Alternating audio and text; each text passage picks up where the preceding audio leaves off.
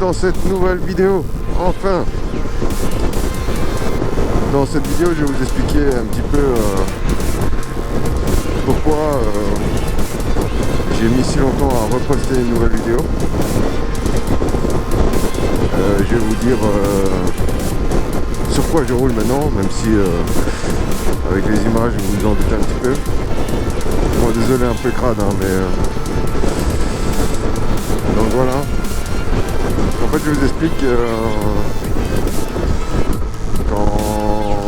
quand j'ai eu mon accident, j'étais en train de passer le permis, donc j'étais en licence donc en Belgique. Pour nos amis français, il faut savoir que le système de permis est un peu différent que chez vous. En effet, en Belgique, pour pouvoir rouler, avoir un permis moto, il faut suivre, d'abord réussir le permis théorique, ça va de soi, connaître le règlement de la route. Et ensuite, vous devez suivre minimum 9 heures de moto-école. Une fois que vous avez suivi ces 9 heures de moto-école, vous pouvez tenter de passer l'examen pratique, entre guillemets, manœuvre.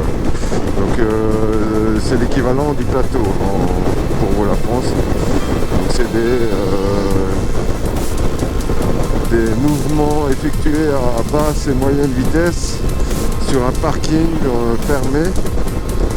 Vous devez passer, donc faire des 8, des slaloms, un évitement, un freinage d'urgence, un freinage contrôlé et une courbe. Je crois que je n'ai rien oublié. Eh oui, sortir d'un garage. Si tout se passe bien, vous pouvez alors, vous avez deux possibilités. Soit vous décidez de poursuivre l'apprentissage par vous-même et vous avez une moto chez vous avec l'équipement. Donc là, on continue en licence. Et donc vous avez un an pour passer la deuxième partie du permis pratique, c'est-à-dire la circulation. Ou vous décidez de tout faire par moto-école. Là, vous devez obligatoirement suivre 3 heures supplémentaires de moto-école pour pouvoir tenter de passer l'examen pratique de la circulation. Si vous réussissez, ben vous avez le permis. Moi, dans mon cas, j'avais choisi la première solution parce que j'avais la MT-07 qui était au garage. Donc j'avais fait 9 heures de moto-école, j'avais réussi mes manœuvres et j'étais sous licence. Puis j'ai eu l'accident. Donc la moto est morte. J'avais déjà pris mon rendez-vous pour l'examen de la circulation. Et malheureusement, avec la blessure, j'ai dû annuler mon rendez-vous. Et il se fait que le centre d'examen n'avait plus de place pour moi avant la date de fin de mon permis provisoire. Donc j'ai été obligé de resuivre à ce moment-là 3 heures, pardon. J'en ai suivi 4 en fait. 4 heures de moto-école. Qu'est-ce qu'il fait là? Avance un petit peu, c'est du 90 là.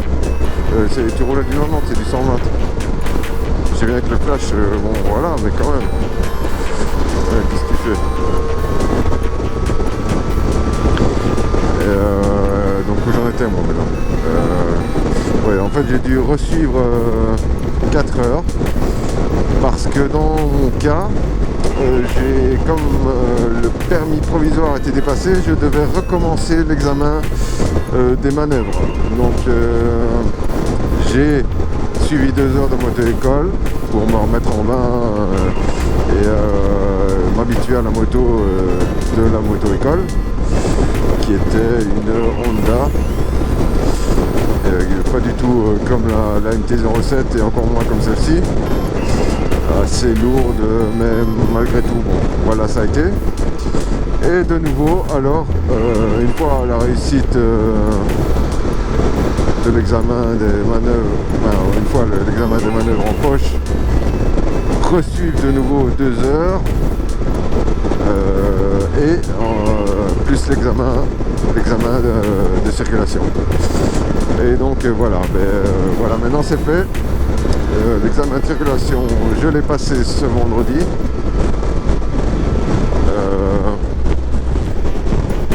Cette fois, j'ai plus de problème. Donc voilà, vous avez toutes les raisons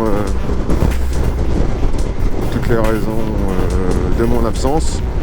Je vais essayer de poster maintenant des vidéos régulièrement. Qu'est-ce que j'allais dire? Je vais vous présenter maintenant ma petite bécane, la nouvelle, celle qui a remplacé la 07 qui malheureusement n'a pas survécu à l'accident. Je vous mettrai pour rappel une petite vidéo, un petit lien vers la vidéo en post-it là. Et je vais me décaler à droite, il faut aller tout passer, voilà. Donc les dégâts étaient malgré l'apparence superficielle, le châssis avait bougé, donc malheureusement l'assurance l'a déclaré financièrement irréparable. Donc ce qui fait que j'ai retouché, bon, j'ai pas gagné, j'ai pas perdu, mais bon voilà. Oh salut, je t'ai pas vu, désolé. T'es passé trop vite en même temps, hein. C'est 5 ans dans les travaux là. Donc voilà, j'ai dû me mettre à la conquête d'une nouvelle moto. Et je me suis penché sur cette MT-09 version Tracer. Alors je vous explique un petit peu mon choix. Bon, déjà à la base, la MT-07 elle était sympa, mais je fais quand même 1m83 et elle était clairement trop petite pour moi. Donc oh putain la buée. Donc je réfléchissais déjà à changer vers la MT-09 version roadster. Et puis au concessionnaire il y avait la Tracer. Et je me dis finalement, faut savoir que je fais quand même les trajets aller-retour à moto tous les jours pour aller bosser. Quel que soit le temps, bon ici vous voyez il fait pas top, il fait 8 degrés, voilà. Et donc je réfléchissais, et puis je me suis dit pourquoi ne pas lier les avantages de l'une avec les avant... Enfin, voilà, comment je vais dire, je m'embrouille là, je dis n'importe quoi. Moi, ce qui me faisait kiffer dans le moteur, enfin dans la MT-09, c'était le moteur. Donc oui, le design aussi, hein, mais principalement le caractère du moteur. Et donc, je me suis dit, pourquoi ne pas opter pour la Tracer? C'est le même moteur, mais avec l'avantage d'être un peu plus haut, un peu plus protégé. Voilà, une meilleure position, enfin pour moi en tout cas, une meilleure position. La bulle, bon je l'ai changé, mais je vous expliquerai après pourquoi. Tout en gardant ce fameux moteur CP3. Elle t'arrête pas parce que j'ai de la buée. Avance, avance. Ouais, c'est bon. Hop, obligé d'ouvrir. Voilà, il n'y a personne. Et voilà pourquoi.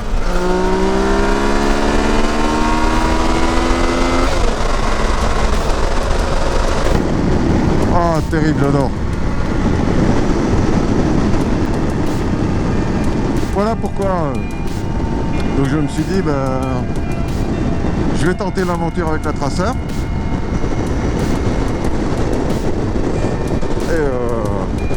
Et écoutez, je suis satisfait. Moi j'avais, quand je l'ai acheté, bon, il y avait juste quand même un gros défaut. C'était la bulle d'origine. La bulle d'origine, il faut savoir qu'elle arrivait droit dans mon casque. Bon, j'ai un casque Scorpio Exo 1200R qui n'est pas réputé très silencieux, mais là c'était catastrophique. Je m'entendais même pas dès que je dépassais les 100 km/h. Donc voilà. Donc j'ai décidé d'opter pour reste là, hein, ouais, d'opter pour une bulle tourisme de la marque Puig. Donc acheté sur un célèbre site français.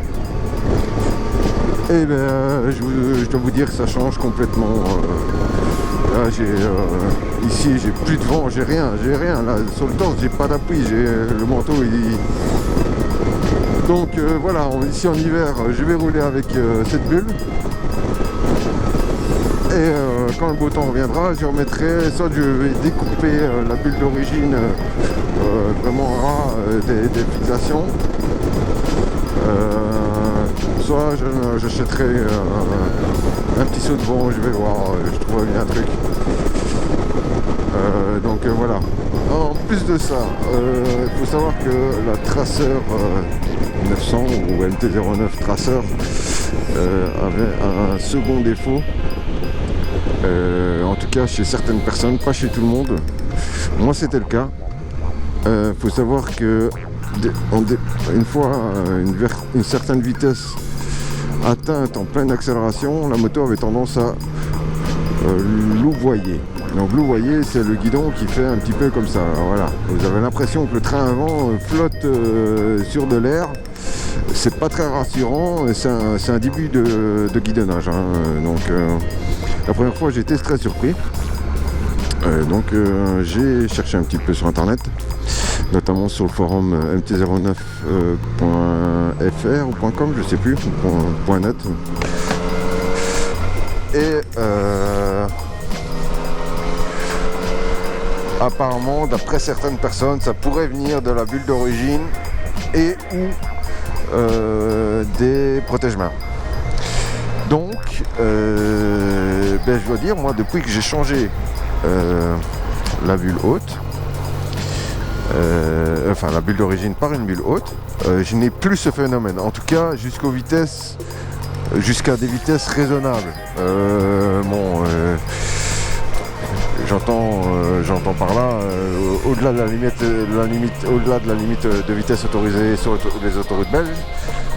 Mais j'ai pas envie non plus de me tuer, donc j'ai testé jusqu'à un certain point. J'ai pas encore tiré la moto à fond de balle parce que déjà je tiens à mon permis que je viens d'avoir, donc voilà, et parce que j'ai pas envie de me tuer non plus, donc voilà, j'ai pas besoin de rouler vite pour m'amuser, juste quelques accélérations par-ci par-là. Et attends, c'est un petit peu avant que tu dois le mettre, voilà. Et donc putain, ça pue. Je sais pas ce qui est passé, mais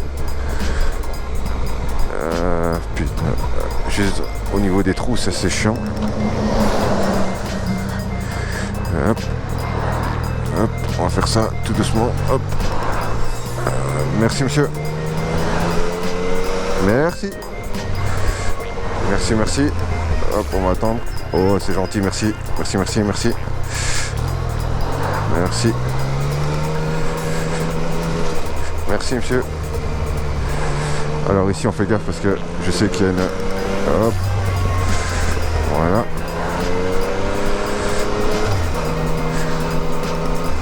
Donc j'en étais où? Ah oui, la bulle haute. Depuis que j'ai changé la bulle haute, je dois dire j'ai plus le phénomène. Et donc voilà. Donc bon, certains disent aussi que ce serait peut-être dû à un mauvais équilibrage de la roue avant, de mauvaises suspensions, d'un mauvais réglage de suspension arrière. Et ouais, peut-être, mais en tout cas moi, en changeant la bulle, je n'ai plus le phénomène. Avance. Allez, sans les pieds. Voilà. Hop. Avance. Merci.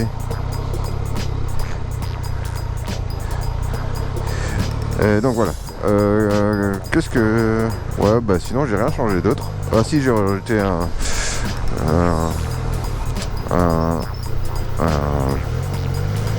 allez, des ports USB. Voilà, des ports USB pour pouvoir recharger mon téléphone en roulant.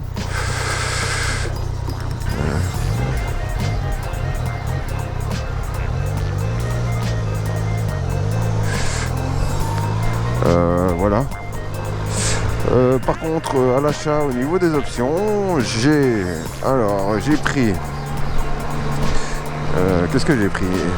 On va commencer de l'avant vers l'arrière. Allez. À l'avant, les protections de fourche avant, Yamaha. La grille de radiateur, Yamaha. On revient par ici. Qu'est-ce que j'ai pris d'autre? Les pare moteurs, Yamaha aussi. Je vais laisser ouvert. Les pare moteurs, les poignées chauffantes, ça c'est top franchement. Si vous roulez à moto, si vous aimez rouler jusque vraiment au fond de la saison, prenez des poignées chauffantes. En plus ici sur Yamaha, je vous montre, c'est celle de Yamaha. Hein. J'appuie sur le bouton menu, vous avez sur l'écran des poignées qui apparaissent. Vous voyez là, donc là elles sont enclenchées, premier niveau. J'appuie sur le menu ici, hop, deuxième niveau. Je vous le dis, deuxième niveau ça chauffe déjà très fort. Hein. Donc ça c'est top, pas besoin d'intégrer un bouton supplémentaire ou quoi que ce soit. Vous laissez... ça ils ont fait fort chez Yamaha. Donc après, on continue. Ah ouais, les clignotants avant et arrière, les LED plus Yamaha sont top, hein, franchement. Niveau visibilité, ça apporte, je pense, vraiment un plus. Pour ceux qui se posent la question, en fait, les LED plus apportent des veilleuses à l'avant. Donc vous avez deux séries de LED dans les clignots. Vous avez la ligne du bas qui agit comme des veilleuses, mais vraiment bien visible. Et vous avez la ligne du haut qui agit comme des clignotants. Et à l'arrière, vous avez pareil, sauf qu'en plus, quand vous freinez, les LED de veilleuse arrière s'allument plus fort, comme vos freins. Donc ça apporte vraiment une touche de visibilité, en tout cas au niveau du freinage et dans les rétros, je pense que ça doit être pas mal. Alors on continue. Ouais, le support de plaque court, Yamaha, et les tampons de protection de bras oscillants. Voilà, je pense que j'ai fait le tour. Ah oui, le top case. Ouais, c'est moche, je sais. Mais quand je vais bosser, je prends mon pantalon, mon pull, mes godasses, je les mets dans le top case. C'est nickel, j'ai pas besoin de prendre de sac à dos. Voilà, j'ai mes papiers qui sont dedans, je vais le mettre ici, hop. J'ai besoin de rien. Donc voilà. Donc la moto, c'est une version 2017 achetée neuve, en version Blue. Donc pas Race Blue mais Blue. Je sais pas pourquoi ils ont changé, mais qu'est-ce que tu fais le camion là sur la deuxième bande? T'as passé avec une? Qu'est-ce que tu fous là? Ah ouais, mais non, t'as... Putain, n'importe quoi. Tu serais pas un peu con toi?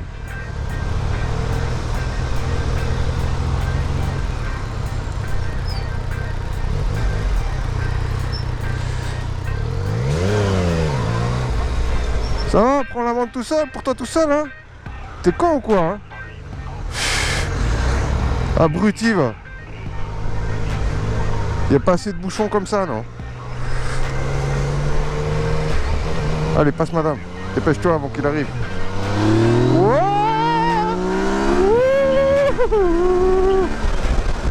Wow, j'adore. Vous avez vu ça? Ça, c'est un moteur de malade. Et je vous le dis tout de suite, je suis en mode B. Donc le mode B, c'est le mode pluie. Donc c'est le mode pépère quoi. Et vous avez vu comment ça tire? Putain, j'adore cette moto. Terrible. Allez, je vais me rabattre ici. Hop, c'est bon.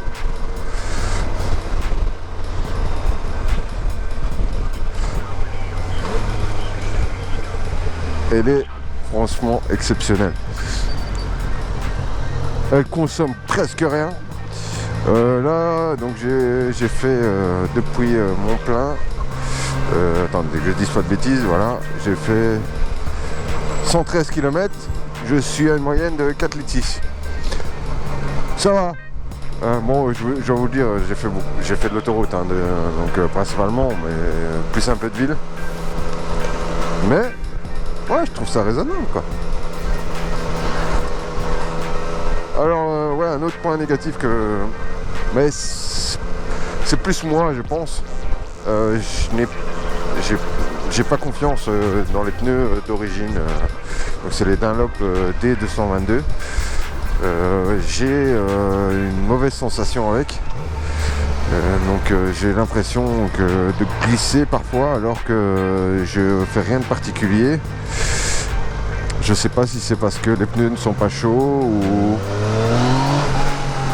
Ouhouhou.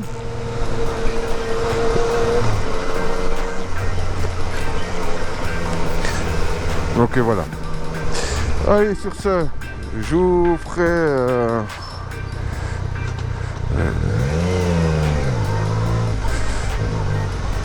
ça c'est super, madame.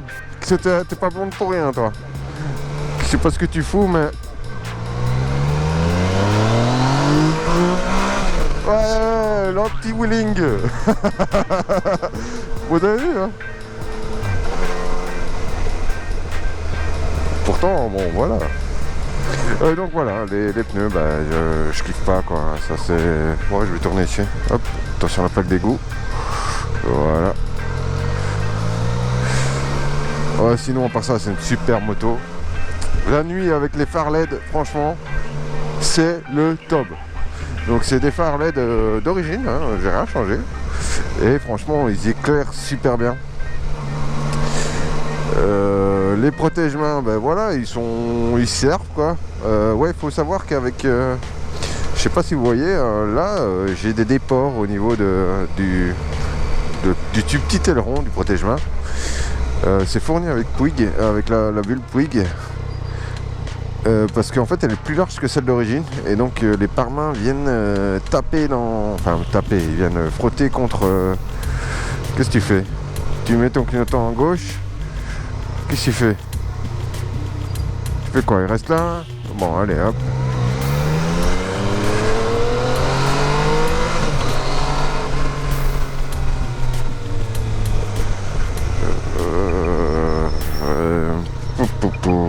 Allez, vas-y. Hop.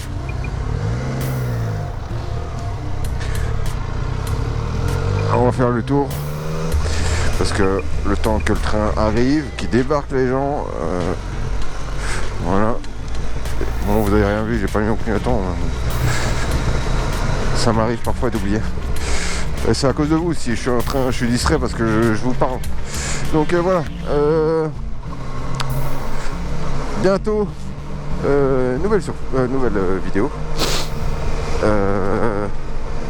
Je vais changer l'échappement parce que là c'est l'échappement d'origine.